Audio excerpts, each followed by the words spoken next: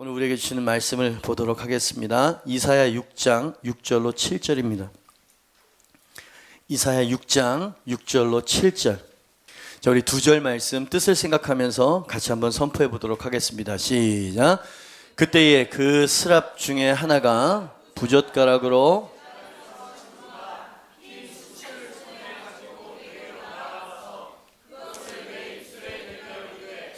보라, 이것이 내 입에 닿았으니 내 악이 제하여졌고 내 죄가 사하여졌느니라 하더라. 아멘.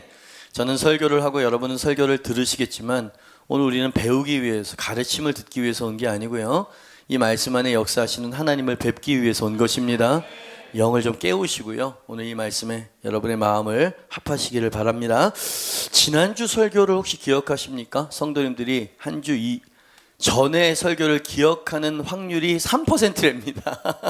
그때 막 은혜 받고 눈물을 흘렸을지라도 세상살이가 너무 뻑뻑하니까 제목은 뭐였냐면 내가 본즉 그랬습니다. 그죠? 이사야 선지자가 성소에서 하나님을 뵙고 그리고 하나님의 선지자로 부름을 받았다는 이야기 생각나십니까? 우시야 왕이 죽었을 때 아주 슬펐죠. 왜냐하면 친족이었어요. 그냥 왕이 돌아가셔도 서거하셔도 민족이 막 통렬하게 고통스러워하고 아파하는데 친족이었다 이 말이죠. 슬픈 마음으로 성전에 들어가서 눈을 들어봤는데 하나님께서 의외의 것을 보여주셨고 그것이 이사야를 회복시키고 진정한 이사야가 되도록 만들었다는 얘기 아니었습니까? 뭘 보았습니까? 높이 들린 하나님의 보좌를 보았고요, 그리고 그 보좌 주변에 하나님의 영광을 찬양하는, 찬양 중에 통치하시는 하나님, 야, 이 슬픔 가운데, 이 절망 가운데도 하나님은 살아계시고 통치하시는구나 라고 하는 걸 탁 보는 순간 그는 다시 회복될 수 있었고 진정한 선지자가 될 수 있었다는 얘기죠.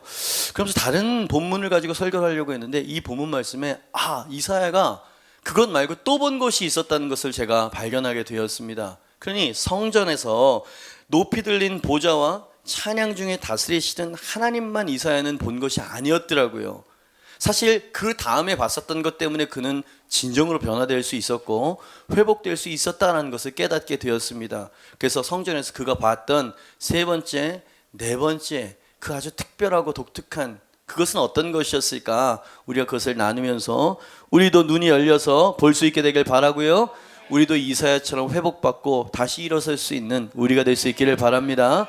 성전에서 그가 봤던 건 무엇일까요? 그를 진정으로 변화시켰던 것은 어떤 것일까? 1번입니다. 같이 한번 읽어보죠. 시작. 하나님 앞에서 부정하여 망하게 된 자기 자신을 보았다는 거예요. 이사야는 영광스러운 찬양에 둘러싸여서 그 찬양 가운데 전능하신 하나님의 능력으로 다스리시는 하나님의 보좌를 보았을 때 아주 놀랍게도요, 자기 자신을 또 보게 되었다는 것이죠. 자기 자신을 직면하게 됐는데 자기 자신이 어떤 존재인지를 진짜 보기 시작하게 되었다라고 하는 이 포인트를 빼먹고 그냥 지나갈 수가 없었어요. 5절 말씀입니다. 그때에 그랬습니다. 그때가 언제입니까? 스랍들의 찬양 중에 높이 들린 보좌에 앉으신 하나님을 이사야가 눈을 들어 바라보았을 때, 그때에 내가 말하되 화로다 나여 망하게 되었도다. 나는 입술이 부정한 사람이요, 나는 입술이 부정한 백성 중에 거주하면서 만군의 여호와이신 왕을 배웠음이로다. 그렇게 말했다는 겁니다. 와, 여러분, 이거는 아주 뭐라 그럴까요? 예기치 않은 직면이었습니다. 이사야 선지자는 꿈에도 자기 자신이 멸망당할 사람이라고 생각해 본 적이 없었어요. 화로다 나요 라고, 그런 존재라고 한 번도 생각해 본 적이 없었어요. 그는 선지자였습니다. 하나님으로부터 그 전에도 말씀을 받았고 그 말씀을 가감없이 선포하는 그런 종류의 사람이었지 않습니까? 사람들이 뭐라고 이야기해도 그게 하나님 말씀이라면 여러분의 마음과 감정과 상관없이 그냥 순종하는 사람이었습니다. 그죠?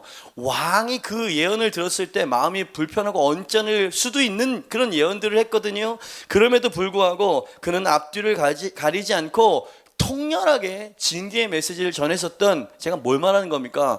하나님의 사람이었고 순종의 사람이었다는 얘기를 하는 겁니다. 그게 하나님을 향한 열정이었고요, 그게 하나님을 향한 사랑 아니었습니까? 그죠? 그가 하나님을 너무나 열정적으로 사랑하는 사랑으로 도대체 6장 이전에는 어떤 메시지를 전했을까 싶어가지고 1장부터 5장까지를 쭉 보는데 이사야가 전했었던 주된 메시지는 이런 메시지였습니다.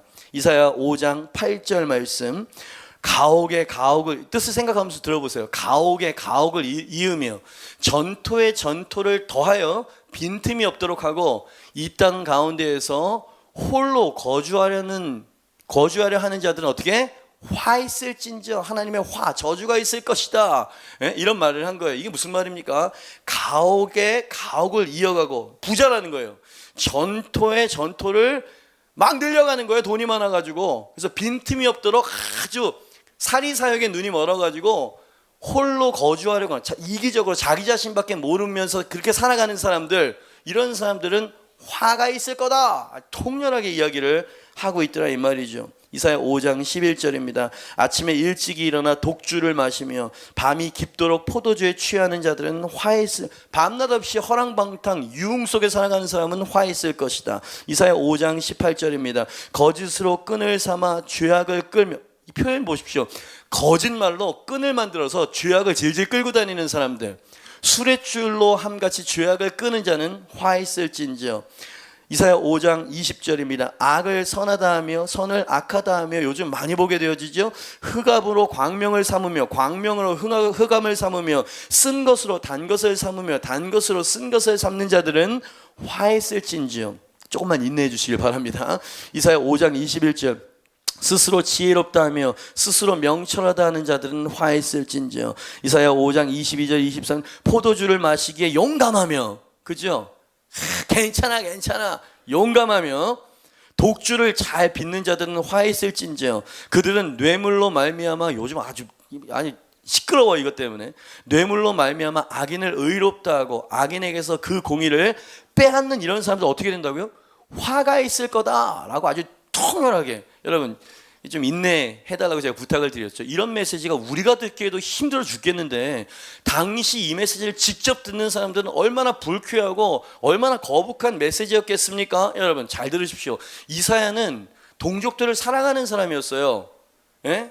그것이 하나님으로부터 오는 메시지고 마음이었기 때문에 힘들고 아픈 마음으로 통렬하게 돌아오라고 외쳤던 그런 메시지 아니었겠습니까? 그게 6장 이전에 이사야가 그 열정과 사랑으로 외쳤던 메시지였다 이 말입니다. 그 메시지의 주제는 화 있을진저. 그죠? 돌아와야 돼, 잘못된 거 빨리, 이렇게 이야기를 했었다 이 말이죠. 근데 높이 들린 보좌 위에 하나님을 진정으로 뵙는 순간 그가 발견하게 된 건 뭐냐면, 화 있을진저의 대상이 저 사람들이 아니라 나라는 걸 발견했다는 겁니다. 이건 너무나 충격적인 사건. 다시 한번 강조합니다. 그는 보통 이상, 좋은 사람 이상의 경건한 사람이었습니다.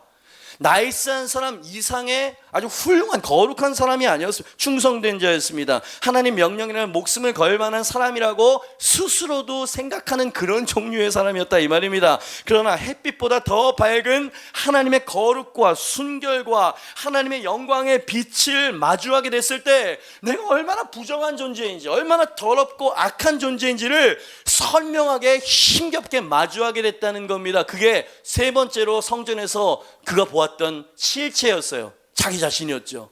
우와, 여러분 사도 바울도요 동일한 경험을 했다고 이야기를 하지요. 로마서 7장 18절 말씀입니다. 내 속, 그저 겉모습 아니에요. 내 속, 내 육신에 선한 것이 거하지 아니하는 줄을 아노니 원함은 내게 있으나 선을 행하는 것은 내게 없도다. 선을 행하는 게 내게 하나도 없다고요? 이거 사도 바울의 고백 맞습니까? 신약의 3분의 2 정도를 쓴 이 성자 중에 성자 안에 선한 것이 nothing 이라고 하는 말이 이거 그냥 겸손하게 하는 말일까요? 아니에요. 나는 죄인의 괴수라고 말했습니다. 나는 가장 악한 자 중에 악한 자라고 사도 바울이 이야기를 했다고요. 어떤 일이 일어난 겁니까? 사람들과 비교하면 거룩할 수 있어. 사람들과 비교하면 내가 좀 더 낫다고 생각할 수 있다고요. 그런데 하나님 앞에 서니까, 이 완전한 거룩한 분 앞에 서니까 내 속에 있는 악한 것, 투성이라는 것이 보이기 시작했다는 얘기 아니겠습니까? 여러분 방을 깨끗하게 청소합니다. 근데 우리 와이프가 갑자기 제발 안 했으면 좋겠는데 소파도 옮겨달래. 힘들어 죽겠는데 주일날은 좀 주말엔 좀 쉬고 싶은데, 그래서 낑낑거리면서 옮겼는데 그 안에 깨끗하다고 생각했는데 이 온갖 오물과 쓰레기가 그 안에 다 들어있죠.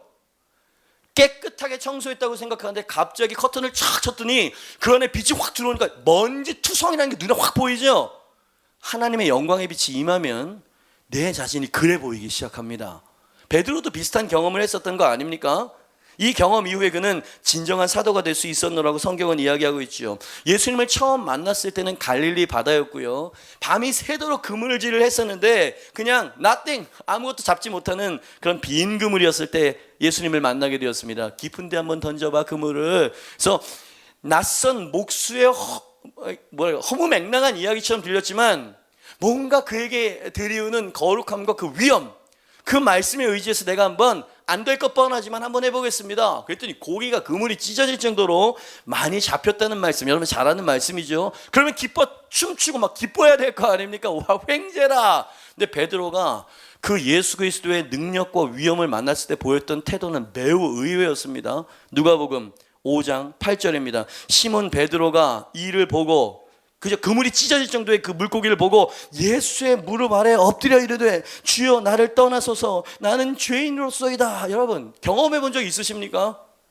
예? 도토리 키재기식으로 그렇게 내 신념이나 내 기준으로 살아가는 그런 삶이 아니라 영광된 하나님 앞에 그 마주해 본 적이 있으시냐고요. 그때 이런 태도가 나올 수밖에 없어. 나는 죄인입니다.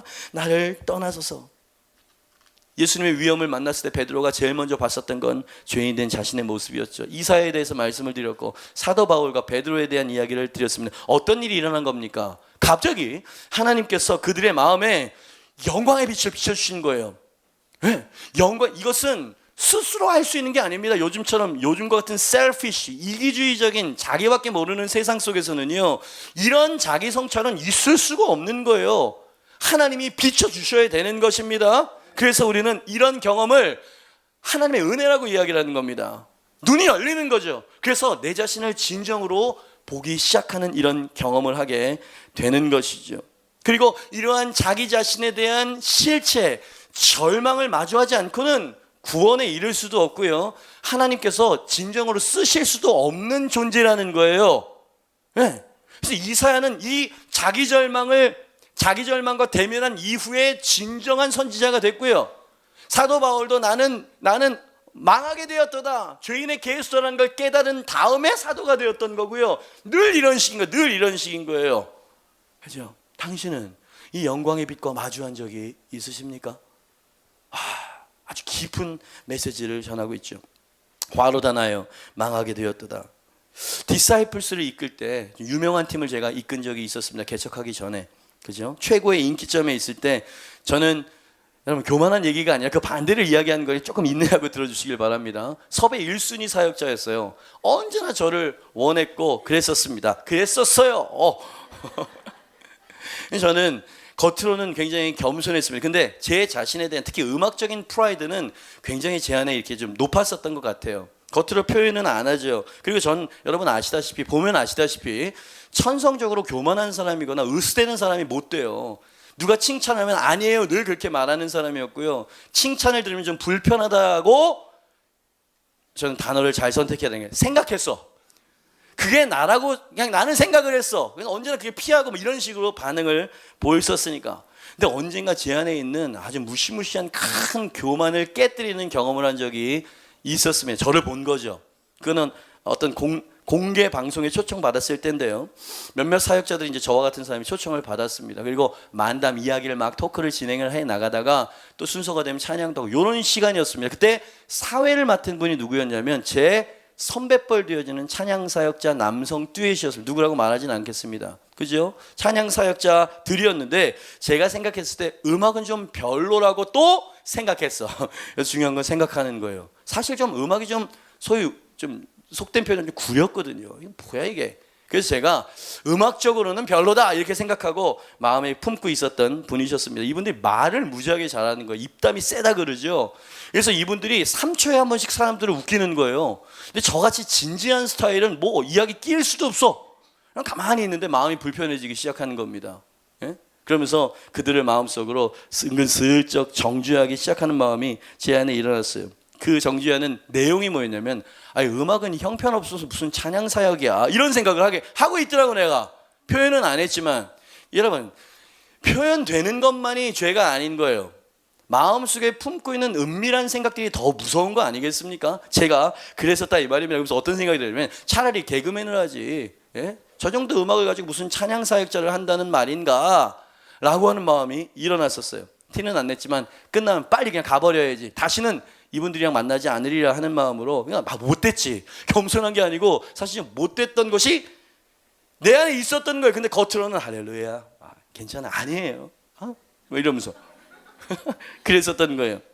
녹화가 끝나고 그냥 인사도 안 하고 휙 떠나고 싶어서 불쾌했거든요. 기분이 나빴거든요. 근데 나를 붙잡는 거예요. 그 찬양 사역자 그 두 분이 나를 불편하게 했던 분들이. 그러면서 새 음반 나왔으니까 한번 들어봐. 그 음반을 받았습니다. 차를 가면서 뭐 그렇고 그런 음악이겠지 뭐 하는 마음으로 들어나 보자 하는 마음으로 CD를 딱 넣었는데 음악이 좋은 거야. 그 전에 그들의 대표곡이라고 하는 게 너무 좀 뭐랄까요, 수준이 낮았다고 생각했는데 이번 음반은 좋은 거야. 와, 내가 인정하지 않을 수 없을 만큼 음악성이 있는 겁니다. 내가 생각한 한심한 음악이 아니었어요. 그때 딱 차 안에서 성찰이 오는 겁니다.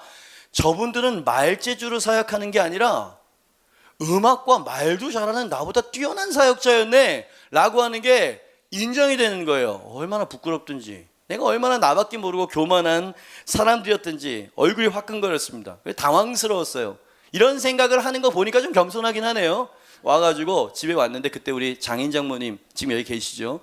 저희 서울에 와 계셨나 봐요. 그래서 제가 이런 얘기를 쭉 이제 이런 일이 있었습니다 라고 이야기를 했더니 저희 장모님, 지혜로운 장모님이 이렇게 생각나십니까? 이렇게 말씀하셨어요. 천 목사님, 산봉우리는 여러 개인 거예요.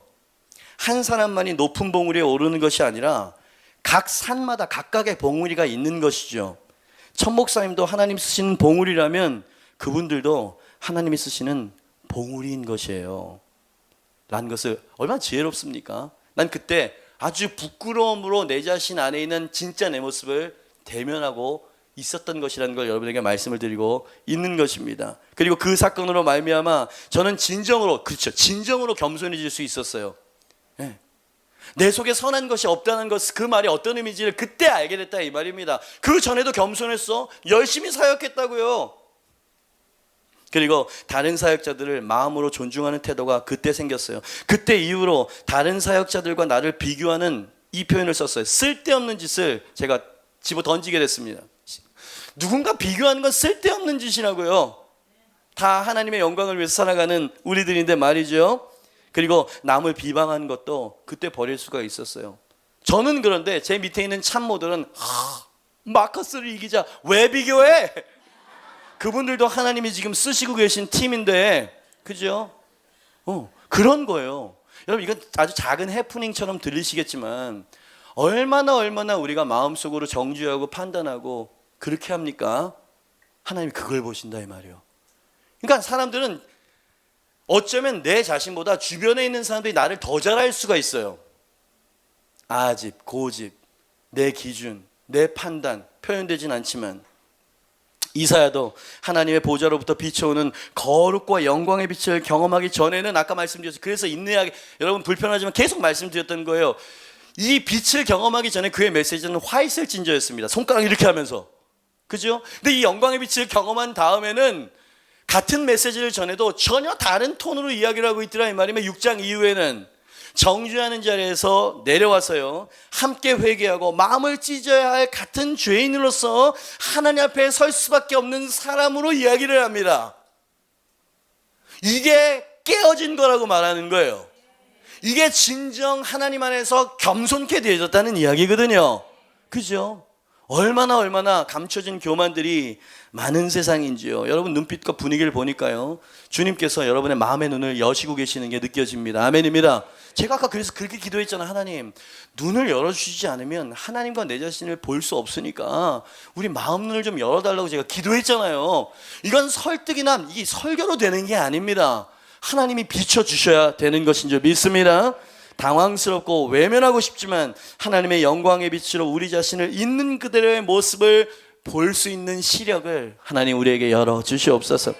자, 근데 어떤 분들은요, 여전히 지금 이렇게 성경의 진리를 대하면서도 내가 뭐 그렇게 큰 죄인이라 말인가 라고 말하고 싶은 사람이 있을 거라고 생각합니다. 그리고 그럴 만한 삶을 살았다라는 것도 사실일 수 있는 분들이 있습니다. 그런데 제가 지금 열거해드리는 이거 성경에서 죄의 목록들이라고 말을 하고 있거든요. 이게 죄라는 거예요. 이 목록들 제가 몇 가지만 여러분들에게 말씀을 드려보도록 하겠습니다. 저는 도둑질도 안 했는데요. 살인 간음하지 않았는데요. 자, 이게 하나님 보시는 죄라는 거예요. 그 안에 여러분들을 볼 수 있는 눈이 열리시기를 바랍니다. 첫째, 질투입니다. 이게 죄래요. 당신보다 더 은사가 많고 능력도 뛰어나서 사람들에게 인기 있는 사람들을 바라보면 은근히 미워하고 깎아내리고 싶은 마음이 드십니까? 여러분, 이게 그냥 비일비재하지만 이게 죄라는 겁니다. 성경에서 이게 죄래, 하나님을 죄라고 규정을 하신다는 거예요. 위선. 사람들 앞에서 홀리한 척하고 경건한 척하지만 실제로는 그렇지 않은데 사람들 앞에서 마치 그런 사람인 양 속이고 포장하고 날 과장하십니까? 이게 바로 바리새인들이 했었던 죄예요. 그러니까 이걸 못 보는 거야 지금. 나는 살인하지 않았으니까, 도둑질하지 않았으니까, 이런 저차원적인 것만 생각을 하고 있거든요. 교만. 내 자신의 명성이나 업적을 매우 대단하다고 생각하고 계십니까? 다른 사람들이 나보다 더 주목받고 인정받으면 은근히 표현하지 않던 화가 나고 분노가 일어나십니까? 이게 바로 교만이에요. 불신. 하나님을 믿는다고 이야기하지만 월요일부터 토요일까지 내가 주인인 것처럼 살아가고 하나님의 선하심과 하나님의 약속의 말씀은 에이 좋은 말이야 라고 생각하는 것, 이거는 무시무시한 죄랍니다. 광야에서 이스라엘 백성들이 하나님을 원망하고 불신해서 40년 돌았던 거 여러분 아시죠? 여러분 일어나십시오. 깨어나십시오. 하나님의 시선과 여러분의 시선이 마주쳐야 돼요. 주의 손과 나의 손이 마주쳐야 되고요. 주의 발이 나의 발과 포개져야 된다 이 말입니다. 하나님을 알고 싶다면, 정말 진정한 그 영생과 구원이 어떤 것을 알기를 원한다면 하나님의 견해를 들으셔야 되는 거예요. 네? 불신, 비난, 험담, 거짓말, 속임수, 분노. 아내에게 남편에게 분노하셨습니까? 분노, 시기, 걱정, 근심, 하나님의 것을 도둑질하는 거, 음란, 이 모든 것들이 다 죄라는 겁니다. 물어보고 싶습니다. 이런 것들이 여러분에게 몇 개나 존재하십니까? 저는 다예요. 솔직히 말하면 저는 다라고요. 표현되지는 않고 노력하고 싸우고는 있는데 이 모든 게 내 안에 존재하고 있다 이 말입니다.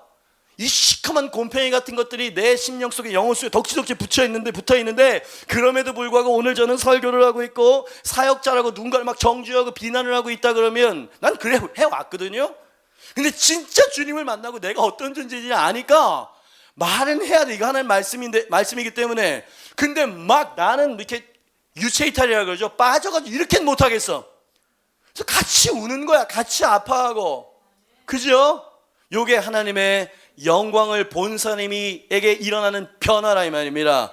그런 사람을 옆에서 보게 되어지면 성숙해 보이는 거예요. 그 인격이 아주 고묘해 보이는 겁니다. 근데 이 진정한 자기 성찰 없이도 윤리 도덕적으로 고매하게 살 수는 있는데 결정적인 순간에 드러나는, 결정적인 순간에 누군가가 오른뺨을 때릴 때 왼뺨을 때리세요.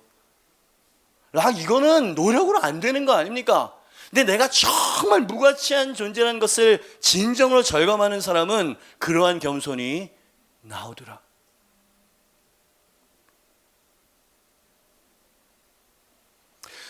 제가 열거한 그 얘기들이 여러분에게 마음속에 도사리고 있는 곰팡이와처럼 존재하는 것이라면, 그래서 여러분 마음이 조금 불편하다면, 그래요, 오늘 제가 기도하고 왔어요. 하나님, 이 메시지는 불편해야 할 것입니다.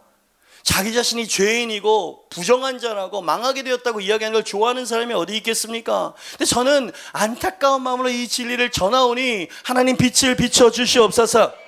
이런 거 느껴보신 적 있으시고 지금 현재 지금 느껴지시는 분들이 계시다면 저는 여러분들을 축하해드리고 싶습니다. 왜냐하면 이 사회에게 비쳤던 그 영광의 빛이 지금 여러분에게 비치고 있다는 증거이기 때문인 거예요. 그죠? 어디에서 이런 직면을 당하십니까? 세상에는 이런 직면이 없잖아요. 그죠? 성경에 보니까 만물보다 심히 악하고 부패한 것이 사실 인간의 마음이랍니다. 만물의 영장이라고 하는 이 인간의 마음 안에 온갖 부패가 다 있다는 얘기죠. 여러분, 저를 한번 봐주시죠. 시리어스한 얘기를 드리겠습니다. 그러나 제 인생을 바꾼 아주 중요한 기준인 거예요. 여러분이 아셔야 될 것이 하나가 있는데 죄에 대한 정의예요. 많은 사람들은 죄 그러면 뭐라고 생각하냐면 내 양심에 어긋나지 않는 것, 어긋나게 사는 것, 그죠? 죄란 내 양심에 어긋나는 것이라고 생각합니다. 그러니까 나는 이런 것은 안 해. 그리고 저 사람보다는 나는 사람들과 이 세상 문화 속에서 그 기준을 찾는 거예요. 내 양심만 어기지 않으면 되는 거 아니야? 라고 죄를 규정합니다. 그러니까 내 신념을 지키는 한 난 죄인이 아닌 거야. 근데 성경에서 죄다라고 말하는 건 뭐냐면 내 양심이 아니고 하나님의 양심에 어긋나는 걸 죄라고 말한다는 거예요. 예? 요 개념이 분명하게 서야 내가 지금 내가 어떤 존재인지가 가늠이 되어지는 거야. 아니, 내 양심에 어긋난 걸 죄라고 규정한다 그러면 미국 사람이 생각하는 죄가 신념이 다르고 한국 사람이 생각하는 기준이 다르고 에스키모인들이 생각하는 게 다 다를 거 아닙니까? 기준이 없어져 버리는 거예요. 근데 하나님은 내 양심, 내 법, 전능한 창조주 하나님의 그 양심과 법, 그것에 어긋나는 것을 죄라고 이야기하는데 그 하나님의 양심에 어긋난 그 죄 몫이 뭐냐면 질투, 위선, 교만, 거짓말, 아까 이야기했던 거, 속임수, 분노, 시기, 음란한 생각이 커지면 불륜이 된다는 겁니다. 미워하는 마음이 커지면 그게 살인이 되고 전쟁이 된다는 거예요. 하나님은 이래 보신다는 거예요. 그러니까 하나님은 동기를 살피시는데 아니 이게 없는 사람이 어디 있습니까? 전 세계는. 그래서 성경에 보니까 모든 사람이 죄를 범하였음에 하나님의 영광에 이룰 수 없는 지경이 됐다 이렇게 말하는 겁니다. 이해가 되시죠? 이게 하나님의 시각이고 하나님의 견해라 이 말이지요. 그걸 경험한 거예요. 누가? 이사야는 회피하고픈 죄인된 자기 자신의 실존을 진정으로 대면한 후에 진정한 이사야가 될 수 있었어. 그 하나님이 쓰실 수 있는 종이 될 수 있었다는 얘기죠. 그는 이 불편한 자기 성찰과 만났을 때, 이 빛이 비춰왔을 때 피하거나 합리화하거나 핑계대거나 남 탓을 하지 않았어. 아이러니하게도요, 그가 이러한 자기 자신에 대한 깊은 회의의 순간을 경험한 후에 진짜 자유한 사람이 됐다는 사실. 근데 많은 사람들이 자꾸 피하려고 들어요. 내 진짜 모습을 대면하려고 들지 않죠. 목사님이 이런 메시지를 해도 불쾌한 사람이 있을 수 있어요. 누가 셀리던 어느 성도님이 이런 부분을 이렇게 한번 해보시는 게 어떠시겠어요? 사랑으로 이야기를 했는데 뭔 간섭이냐 말이지. 에? 버럭버럭. 이게 바로 죄인이라고 하는 증거입니다. 다른 사람에게는 교회에서 예의 범절 체면 이렇게 하는데 왜 당신 와이프와 남편에게 그걸 못되게 하십니까? 그게 바로 죄악의 증거예요. 내 안에 죄성이 있다는 증거입니다. 에? 이걸 대면해야 돼. 이런 지워지지 않는 말이 있어요. 제 마음속에 영원히 기억될 명문장이 하나가 있는데, 오순절 부흥이 오기 전에 먼저 갈보리 십자가가 먼저 온다. 번성, 축복, 기름 부으심 이런 게 오기 전에 내 자신과 만나는 이 일이 먼저 와야 돼. 그죠? 근데 요게 없어져. 그러니까 교회 비극은, 하나님의 영광이 교회에서 사라지는 것 같은 이런 비극적인 모습은 사실은 셀피시한 자아 때문에 그래요. 교만하고 이기적이어서 그런 겁니다. 하나님 앞에 내 모습을 진정으로 성찰하지 못한 종교적인 마음들과 태도들이 모이기 때문에 하나님이 오실 수가 없는 거야. 먼저 그걸 보여주셔야 되거든. 화로다 나여 망하게 되었도다 이렇게 엎드려야 하나님의 은총과 사죄가 그때 오는 거 아니겠어? 내가 잘못한 게 하나도 없다고 생각을 하고 저 사람이 잘못했고 심지어 하나님이 내게 지금 잘못하고 있는 거예요? 내가 얼마나 헌금을 많이 하고 얼마나 헌신을 많이 하는데 selfish. 그래서 교만은 패망의 선봉이라고 말씀하시잖아요. 그냥 겸손한 자는 하나님의 은총을 경험하게 될 것이다. 그렇게 이야기하죠. 그렇죠? 여러분 마음을 겸손하게 하세요. 지금 여러분 하나님 영광의 빛이 비치고 있는 중입니다. 하나님 나를 볼 수 있도록 내 눈을 열어 주시옵소서. 진정으로 나를 성찰할 수 있도록 깨닫게 하여 주시옵소서. 그죠? 지금 기적이 일어나고 있어요. 왜냐하면 여러분들이 눈을 뜨고 있기 때문에 그렇습니다. 두 번째, 성전에서 이사야가 눈을 들어 보았던 두 번째는 어떤 것이가 사실 네 번째였죠. 또 다른 걸 보았어요. 그게 그를 완전히 변화시켰죠. 두 번째 2번입니다. 같이 한번 읽어볼까요? 시작. 제단에 핀 숯불이었다. 사실 숯불이 아니고 숯이요, 뜨거운 숯이었습니다. 제단 숯불에 이런 거 있으니까 제단에 핀 숯불을 그가 보았습니다. 6절 7절이에요. 그때에 그 스랍 중에 하나가 부젓가락으로 제단에서 집은 바 핀 숯을 손에 가지고 내게로 날아와서 그것을 내 입에 대며 이르되 네 악이 제하여졌고 네 죄가 사하여졌느니라 하더라. 아멘입니다. 하나님께서 이사야의 영안을 열어주사 자기 자신의 부정함과 추함에 몸서리치며 절망하고 있을 때 스랍 중 하나가 벌겋게 달아오른 수술을 가지고 이사야의 입을 지졌다는 거예요. 여러분, 그 뜨거운 수술을 입을 지졌으니 얼마나 뜨겁고 얼마나 아팠겠습니까? 이것도 영적인 진리를 우리에게 이야기해주고 있는 거예요. 하나님의 임재의 불이 진짜로 온다. 많은 사람들은 하나님의 주님을 알길 원하고 만나길 원해요. 그런데 여러분, 이런 종류의 하나님을 만나면 유쾌하지 않습니다. 나를 깨뜨리기 위해 오시는 이런 하나님의 임재를 경험하게 되어지면 막 죽을 것 같아. 그게 바로 입에 댔을 때 뜨거운 거예요. 아픈 거예요. 이제 그만하세요 라고 외치고 싶을 거예요. 아마 내 죄가 도말되어지기 전에 내 상태를 경험하게 될 때 이런 일들이 일어나게 되어지는 것입니다. 불은 태우는 것이기 때문이에요. 소멸시키기 때문이에요. 그래서 아픈 것입니다. 그러나 이 아픔 뒤에 하나님 앞에 죄 용서를 받았다라고 하는 그 회복과 기쁨과 자유함, 그런 것은 그 다음에 솟구쳐 오르는 것이다. 아멘입니다. 그렇죠? 먼저 나를 성찰하고 정말 이걸 내 힘으로 어떻게 끊어버릴 수도 없고 어떻게, 성경에서 그래요. 아니, 구스인이 아프리카 사람이 자기 노력으로 자기 피부를 희게 만들 수 있겠니? 날 때부터 검은 반점을 이렇게 하고 오는 그 표범이 자기 노력으로 그 반점을 없앨 수 있다 그러면 니네 스스로 너의 죄악을 씻을 수 있다는 걸 내가 인정해 줄게, 이렇게 말씀하십니다. 하나님이. 그러니까 우리는 할 수 없는 존재라는 거예요. 그렇기 때문에 하나님의 방법이 필요하다는 겁니다. 지금 성경에서는. 그래서 예수님이 필요하다는 얘기를 하고 있는 거예요. 성경에서는. 그죠? 윤리 도덕으로 안 된다고요. 체면과 거칠애로도 안 됩니다. 결정적인 순간에 불쑥 일어나죠. 이권 앞에서 불쑥 튀어나옵니다. 쾌락 앞에서.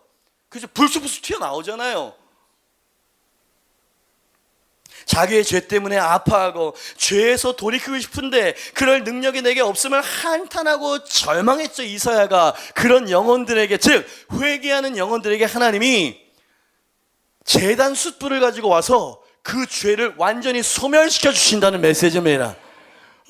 이거 경험해 보신 적 있으시죠? 예? 그분이 와서 그분 어린 양의 예수 그리스도의 보혈로 내 죄를 완전히 씻어주셨다는 게 믿겨지는 사람 아멘 하시길 바랍니다. 그게 자유야. 그게 자유야. 그때부터 진짜 내가 내 삶을 보게 되어지고 내 자신을 발견하게 되게 됩니다. 여지껏은 내 스스로의 노력과 체면으로 살아왔고 무슨 지잘난 맛을 산다 이렇게 이야기하잖아요. 근데 그 이후부터는 겸손한 자로 삽니다. 은혜가 없으면 살 수 없는 자라고 하는 마음으로 살아가는 이런 변화가 일어난다 이 말이야. 여러분 주변에서 고매하고 성숙한 하나님의 백성 성도야 라고 하는 분들은 이걸 통과한 사람이야. 자기 자신을 보고 십자가의 보혈의 능력을 통과한 사람. 제가 어느 교회인지 큰 교회였습니다. 금요 기도회 때 목사님과 이제 안면도 있고 이래가지고 금요일에 와가지고 집회를 좀 인도하고 설교를 좀 해달라고 그래가지고 아무튼 승낙하고 갔습니다. 가가지고 이런 종류의 메시지를 전한 거예요. 하나님을 뵌 적이 있으십니까? 없다면 우리는 부르짖어야 되는 겁니다. 이런 톤의 이야기를 한 거예요. 그리고 딱 내려오는데 그 로비에 한 70이 넘으신 할머니 같은 백발 할머니가 저를 기다리고 계시더라고요. 눈에는 눈물이 펑펑 쏟아지고 있었어요. 이 젊은 이 목사를 기다리고 있었던 거죠. 제 손을 덥석 잡으시면서 할머니 권사님이 그래요. 이런 복음을 여지껏 들어본 적이 없어요. 그러면 어떻게 교회에서 어떤 메시지를 들은 겁니까? 그냥 시간이 되면 직분 받고 그냥 밥 해주고 그냥 이렇게 직분 받아 이렇게 살아온 거예요 지금? 그죠? 근데 제가 마음속에 참 애린 아픔과 함께 뿌듯함이 있었습니다. 그래, 이런 복음을 전해야지. 아무리 듣기 힘들고 불편할지라도 진리와 대면할 수 있도록 해줘야 될 거 아닌가, 이런 생각이 들었어요. 여러분, 교회 안에 정말 종교적인 사람 많거든요. 왔다 갔다 하면서 그런 사람들 많거든요. 여러분, 어떻게 하시겠습니까? 오늘 주님께서 당신을 찾아오시게 되기를 주님의 축복합니다. 여러분, 근데 이 고통스럽고 불편하고 뭐라 그럴까요? 이 피하고 싶은 요 지면이 이야기의 끝이 아니라는 거 아니에요. 두 번째 대지가 아주 좋은 소식이 있습니다. 자기 자신의 본 모습을 진정으로 보고 아파하는 영혼들을 하나님이 기쁨으로 부르시고 계신다. 이게 복음이에요. 그러니까 내가 하나님의 도우심이 필요하지 않다라고 생각하는 사람은 절대로 하나님께 나오지 않죠. 내가 여전히 의롭고 아무 문제가 없다고 생각하는 사람은 자비를 구할 필요가 없어지는 거예요. 그래서 심령이 가난한 자는 복이 있나니 그 사람이 천국을 얻게 될 것이다. 왜? 구할 테니까. 그걸 원할 테니, 진정으로 원할 테니까 라는 얘기입니다. 내가 변하지 않으면 절대로 우리 주변과 세상도 변하지 않는다. 뉘우치고 돌이키고 싶어하는 영혼들을 용서와 회복의 자리로 초청하기를 하나님은 원하신다. 아멘입니다. 그 초청하기를 원하시는 그 하나님을 이사야는 나중에 이렇게 노래했어요. 이사야서는요, 노래들이 많습니다. 그래서 시편 같은 느낌의 이런 것들이 많아요. 노래입니다. 노래. 이사야 55장 1절입니다. 오호라 너희 모든 목마른 자들아 물로 나오라. 돈 없는 자도 오라. 너희는 와서 사 먹되 돈 없이 값 없이 와서 포도주와 젖을 사라. 아멘입니다. 목마른 자들아 물로 나오라. 목마른 사람들이 어떤 사람들입니까? 예? 지금 제가 목이 마르거든요.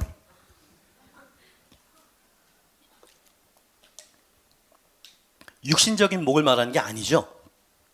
목마른 자라고 하는 건 뭐냐면 하나님의 영광의 빛을 봤어요. 그리고 당신이 이 메시지를 들을 때 내 얘기라는 게 너무나 성찰이 되어지고 깨달아져요. 그런데 내 자신의 무가참과 무능력에 너무 절망해서 오호라 화로다 나여 망하게 되었도다. 어떻게 해야 되는 거예요? Somebody help me. Somebody save me. 라고 절규하는 심령을 목마른 자들이라고 말하는 거예요. 수고하고 너무 무거운 짐을 짐진 자들아 다 내게로 오라 그러셔서 예수님이. 그 수고하고 무거운 짐이 이 세상살이 무거운 짐. 그러다가 내가 왜 살지? 라고 하는 성찰 확 옵니다. 그냥 뭔가 부족하고 뭔가 빠져있다는 게 확 느껴지는 때가 있어요. 갱년기 비슷하게 될 때 말이에요. 나이가 들고 내가 이 아파트 하나도 아직 마련하지 못했는데 이러려고 내가 평생을 살았나, 이런 회의감이 확 몰려올 때가 있어요. 죽으면 어떻게 되지?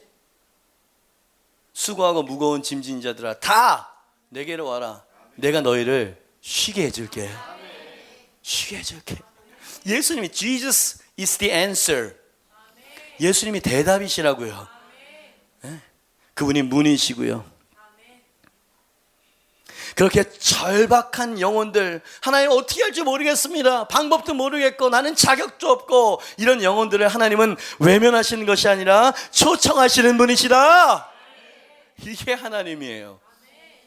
겸손치 않고는 하나님께 엎드리지 않죠. 내 자신을 진정으로 성찰되지 않고는 하나님께 나아가려고 들지 않는다는 겁니다.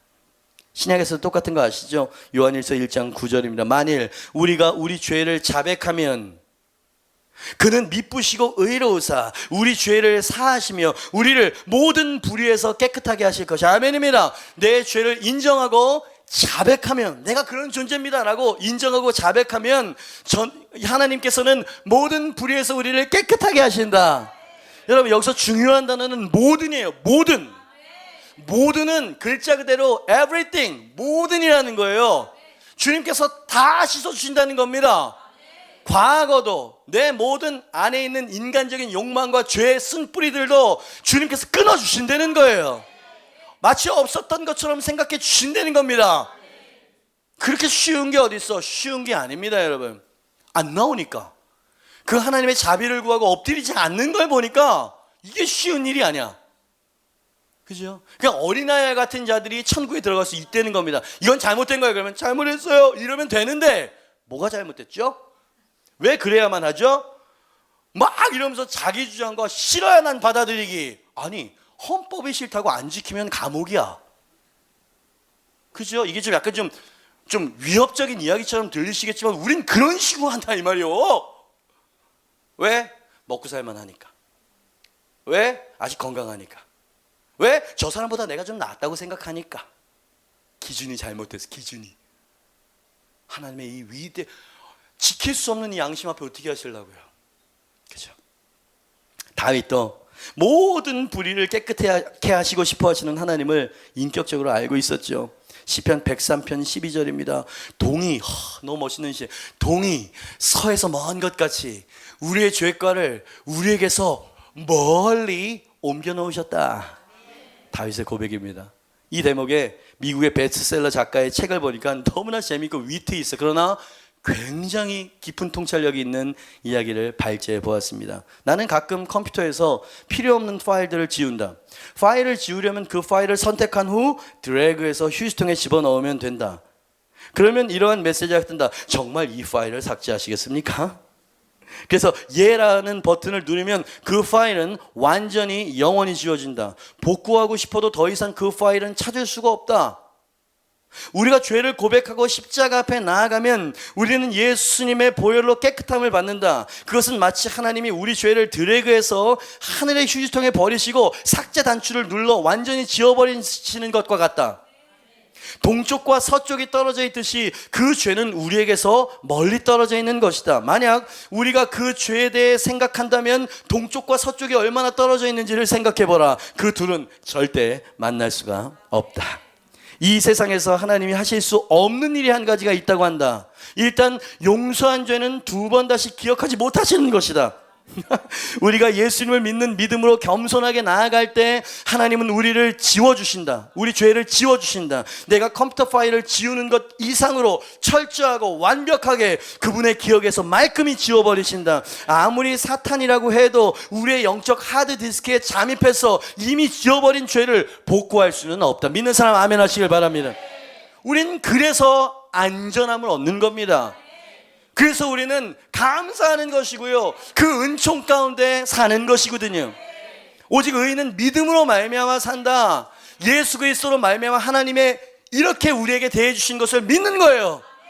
때는 내 감정이 그것을 부인하게 되죠. 너까지 깨, 네가 어떻게, 너랑은 상관없는 메시지라고 라고 하는 내 자신과 싸워야 되는 과정들이 길지만, 주님께서는 동이 서에서 먼 것처럼 내가 다시는 기억하지 않을게. 누구에게? 이사야처럼 절규하는 자에게. 화로다 나여 내가 망하게 되었도다 라는 것을 보기 시작한 자들, 하나님 앞에 엎드리는 자들, 자백하는 자들, 자비를 구하는 자들, 열심히 일해서 earn it, 뭔가를 얻어내려, 자비와 구원을 얻어내려고 하는 자세를 버려야 돼요. 그렇게 갈 수 있는 자리가 아닙니다. I couldn't earn it. 그랬어요. 나는 그것을 얻을 수 없고 I don't deserve it. 난 그것을 받을 자격도 없지만 Still you give yourself away. 그랬어요. 그럼에도 불구하고 당신은 당신 자신을 나에게 아낌없이 주셨죠. Oh, the overwhelming, never-ending, reckless love of God. 와, 압도적이고 위대한, 비교할 수 없는 하나님의 무모한 사랑이요. 그런 노래가 있습니다. 저는 이 주님을 만났다고요. 그래서 제 인생을 드렸어요. 또 여전히 나는 죄악과 싸우고 내 부족과 싸우고 내 안에 감추어진 교만과 싸우지만 흔들리지 않는 반석이 있답니다. 이제 설교를 마무리하려고 하는 이 즈음에 몇 가지 질문을 드리도록 하겠습니다. 마음으로 대답해 보세요. 이사야를 당황케 하고 절망케 하고 죽은 자처럼 엎드리게 만들었었던 화로다 나여 망하게 되었도다라고 하는 그 경험은 이사야에게 좋은 것이었습니까? 나쁜 것이었습니까? 여러분 마음속에 대답이 딱 떠오르죠? 결코 유쾌하지 않았던 그 체험은 그를 괴롭힌 것이었습니까? 그를 위한 것이었습니까? 그도 자명해요. 그 당혹스러운 자기 자신과의 대면, 자기 자아의 죽음은 그를 낮춘 것입니까? 아니면 높여주신 것입니까? 모두 다 후자가 대답이죠. 여기에 동의하신다면 마지막 질문에 대한 대답도 한번 마음속으로 해보십시오. 꿈에도 상상해보지 못했던 내 자신의 죄악됨을 몸서리치도록 대면하고 직면했던 그 절망스러운 경험, 그 경험은 떨쳐버려야 될 센티멘탈한 감정입니까? 아니면 축하해야 될 경험이었습니까? 이 부분에 대해서 미국의 차세대 가장 유명한 설교가라고 하는 매트 챈들러라고 하는 목사님이 아주 짧은, 빨리빨리 지나가거든요. 집중해서 읽으셔야 돼요. 영상 하나를 준비를 했습니다. 예? 제목은 조금 이따 말씀드리도록 할게요. 매트 챈들러 목사님이십니다. 이 영상의 제목은 내 자신의 장례식이라고 하는 영상이에요. 기독교 복음의 핵심을 담고 있는 영상이라고 저는 생각을 합니다. 누구도 자기 자신의 죽음이나 장례식을 축하하는 사람은 없죠. 누구도 너는 구제불능의 죄인이고 그 죄값은 죽음뿐이야, 그러니까 넌 죽어야 돼 라고 하는 메시지를 축하할 만한 사람은 없다고요. 자존심 하나 건드려줘도 완전히 원수가 되어지는 이 셀피시하고 자기중심적인 세상에서 여러분 이런 메시지는 불쾌하게 들릴 수밖에 없습니다. 너는 절망이나 끝이라고 이런 얘기가. 근데 한번 생각해 보세요. 정말 지긋지긋하고 고통스러운 게 어떤 거였나요? 나를 비방하는 게 아니고 내 안에 나도 어쩔 수 없는 그 죄악들, 내 자아, 무목적의 인생, 내가 어디를 향해 가고 있는 거지라고 하는 그 허한 가슴과 텅 빈 영혼, 채워도 채워지지 않는 내 인생의 밑빠진 독들, 이런 것들, 이런 게 우리를 고통스럽게 만드는 거 아닙니까? 사실은 먹고 살기가 힘들지요. 근데 그것 때문에 자살을 생각하시는 분 계십니까? 그런 거는 아니죠. 소수잖아요. 그죠? 그 모든 무목적과 내 자신의 철저한 타락과 내 자신의 정말 무가치한 절망스러움, 이 내가 죽을 수 있다는 겁니다. 예수 그리스도를 믿고 예수 그리스도 안에 살아갈 때 이 모든 것들은 죽임을 당한다는 거야. 아멘입니다. 잠깐 매트 챈들러 목사님이 그런 표현을 쓰셨잖아요. 그리스도의 십자가 안에서 나를 하나님의 원수로 만들었던 모든 것들이 흠없는 하나님의 아들 예수님께 온전히 퍼부어지게 되어져서 이제 나는 하나님의 진노가 아니라 하나님의 사랑과 자빈 가운데 살 수 있게 된다면, 그렇기 위해서 필요한 것이 내 자아와 내 과거의 죽음이라면 그것은 축하해야 될 만한 장례식이 아니겠느냐. 너무 깊어요. 그냥 우리가 살았었던 그 삶의 목적과 방향은 너무나 저차원적인 거였어요. 어떻게 하면 좀 더 얻을 수 있을까? 어떻게 하면 내가 남들보다 나을 수 있을까? 근데 내면 깊숙한 곳을 성찰할 때 그 모든 것들이 어쩔 땐 무의미하게 여겨지는 그때 어디로 가시겠습니까? 지금 주님께서 막 눈을 열고 계세요. 지금 여러분 마음의 눈을. 여러분 아주 오랜 기간 동안 특히 남자들, 제가 좀 대변 좀 하겠습니다. 불쌍하기 이를 데 없다. 회사에서 세상에서 약육강 뜯기고 물리고 크리스찬으로 살아갈 때 또 술 한잔에 또 분위기 속에 2차 3차의 양심을 팔고 잘리지 않으려고, 그리고 집에 와서도 육아의 스트레스에 교회 와서 예배 한 번 제대로 못 드리고 영혼은 죽어가고 영혼은 말라가고. 저도 그래요. 저도 그냥 사람답게 사는 자체가 이거는 어려운 일이야. 그래서 젊은 날에 여러분들이 꿈꿔왔었던 그 이상과 가치와 아름다운 세상에 대해서는 그냥 접어두고 살아가죠. 점점 죄가 쌓입니다. 내 스스로가 용서할 수 없고 나는 아닐 거야 라고 하는 그릇된 확신이 마음속에 들어서게 되어지죠. 이럴 때 우리에게 필요한 것은 무엇입니까? 죽는 거예요. 내 자아가 죽는 거죠. 내가 살아왔었던 삶의 목적이 죽는 거예요. 그리고 예수 그리스도의 그 생명을 구하는 거예요. 그분의 동행을 구하는 거예요. 이미 해놓으셨대잖아요. 이게 바로 사도 바울이 하고 싶었던 메시지였습니다. 갈라디아서 2장 20절이죠. 내가 그리스도와 함께 십자가에 못 박혀 죽었나니 그런즉 이제는 내가 사는 것이 아니요 이젠 예전에 내가 아니라는 거예요. 오직 내 안에 그리스도께서 사시는 것이라. 이제 내가 육체 가운데 사는 것은 나를 사랑하사 나를 위하여 자기 자신을 버리신 하나님의 아들을 믿는 믿음 안에서 나는 또 다른 나로 살아가는 것이다. 이 사람이 희망이 있는 겁니다. 이 사람이 소망이 있는 것이에요. 이런 변화를 겪은 사람이 하나님이 쓰시기에 아주 좋은 도구가 되어줄 수 있다는 얘기거든. 재물이 하나님의 제단에 올려질 때는 배가 가리고 각이 떠져서 완전히 죽어야 된대죠. 죽지 않으면 하나님의 거룩한 성전을 막 난장판을 만들 거 아니요. 우리의 고통은 죽지 않아서 고통인 거예요. 예? 어떻게 하면 내 자아가 좀 죽을 수 있을까? 오늘도 그냥 세상의 타성에 젖어버린 이 속물근성이 언제쯤이면 거룩한 성도의 인격으로 바뀔 수 있을까? 그게 우리의 아픔 아닙니까? 근데 내 힘으로는 안 된다는 거요. 예수님이 내 안에, 예수님을 모시고 그분의 인격과 그분의 능력으로 나를 인도해 나가기 시작할 때 나는 그때 변화되기 시작한다는 겁니다.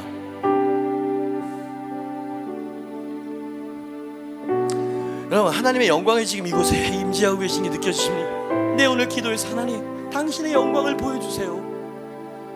이 피상적이고 종교적인 것에 그냥 속고 만족하고 살아가는 이 껍데기와 이 비늘을 좀 벗겨달라고 제가 이 설교를 준비하면서 얼마나 기도하고 하는지 아십니까? 왜 이런 메시지 사람들 귀를 닫아버리거든요.